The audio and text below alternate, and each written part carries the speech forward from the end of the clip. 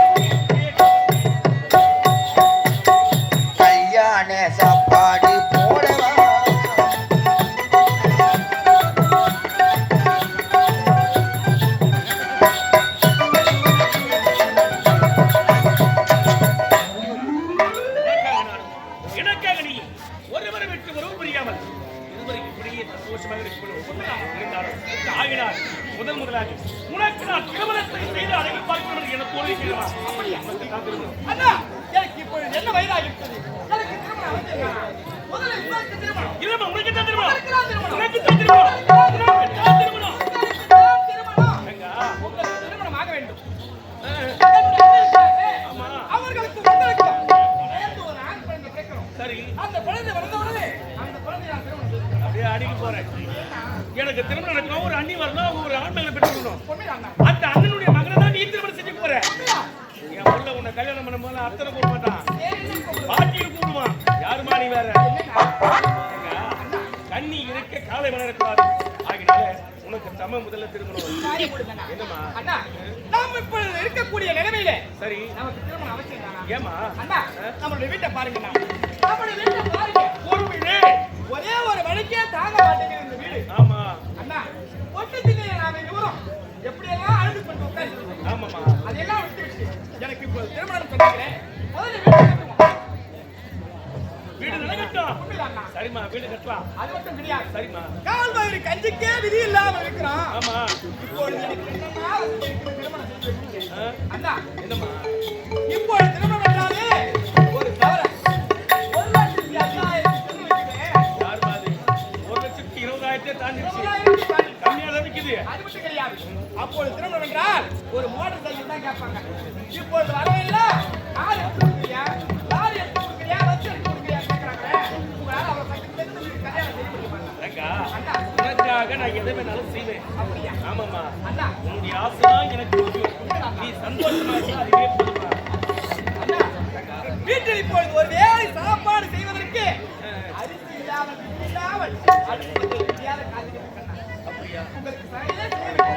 சரிமா, நான் இப்போதே வேலைக்கு சென்றேன். உடனடியாக அரிசி வாங்கி வரேன். சாப்பாடு செய்வதற்கு உண்டான வேலைகளை சாப்பாடு முக்கியமாக தேவையான தண்ணி கிடையாது. தண்ணி இல்லையா? காலையில் எழுந்து என்னதான் வேலை செய்ய நீ வர்ற போக்கே சரியில்லை.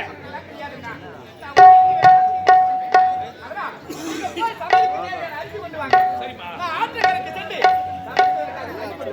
தண்ணி எடுத்து வரதுக்காக குளக்கரைக்கு போகிறேன். காலம் கெட்டு போயிருக்குது. கட்ட பசங்க அதிகமா இருக்காங்க. யார் வீட்டுல பொண்ணு பெற்று வச்சிருப்பான், எப்ப ஏமாத்தி தள்ளி போனான்னு பாத்துக்கலாம். ஆகினால நீ நடந்து போகும்போது கீழே குனிஞ்ச தலையை நிமிராம போகணும். அக்கம் பக்கத்துல உள்ளவங்களை யாருமே பார்க்க கூடாது. நீர் எதனா தவறு செஞ்ச நடக்கிறதே வேற. நல்வாழ்த்தை நான் உரைப்பேன்.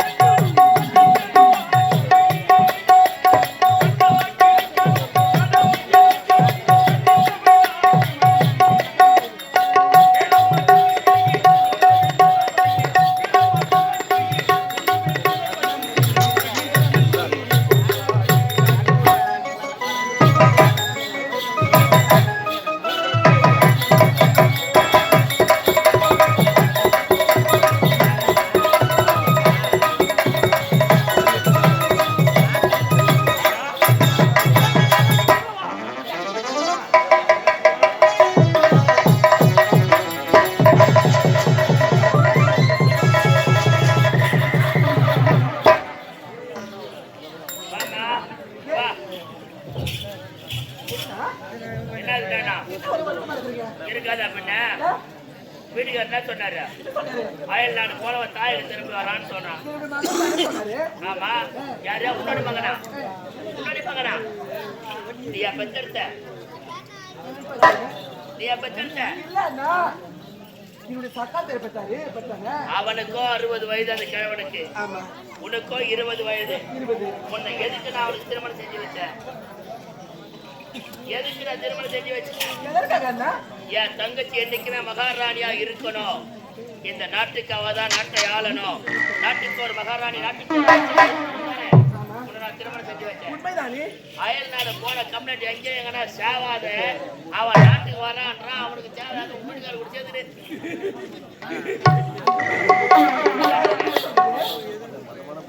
வேற என்ன சொல்றா? ஏன் நீ சொல்ல வேண்டியது வர்றான். நான் என்ன நினைச்சேன், உனக்கு திருமணம் நடக்கும், உனக்கு அழகான ஒரு குழந்தை பிறக்கும். அந்த குழந்தை இந்த நாட்டை ஆளணும்னு என்னுடைய ஆசை. அதை விட்டுட்டு உன் சக்காச்சாருக்கு பிறந்த பையன் அவன் பேச்சு அவன் வந்து இந்த நாட்டை ஆளும் போது நம்ம 2 பேரும் நான் கம்மனா பார்த்துட்டு இருக்க முடியும். அவன் நாட்டுக்கு வர பாருங்க. அவன் நாடு ஒரு சமயத்துல இந்த பாருங்க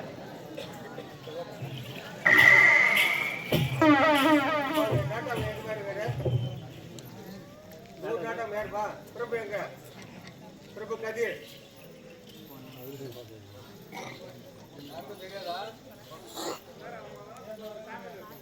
சாமி அங்க இல்லையா?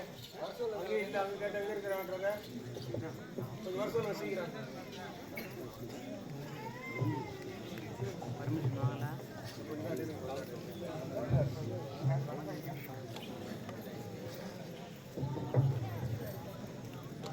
கேட்ட ஒருத்தர் பயத்து சொல்ல மாட்டேன்றீங்க. என்ன தலைவர் நாட்டாங்க யாருன்னு கேட்டால் யாரும் தெரியாமல்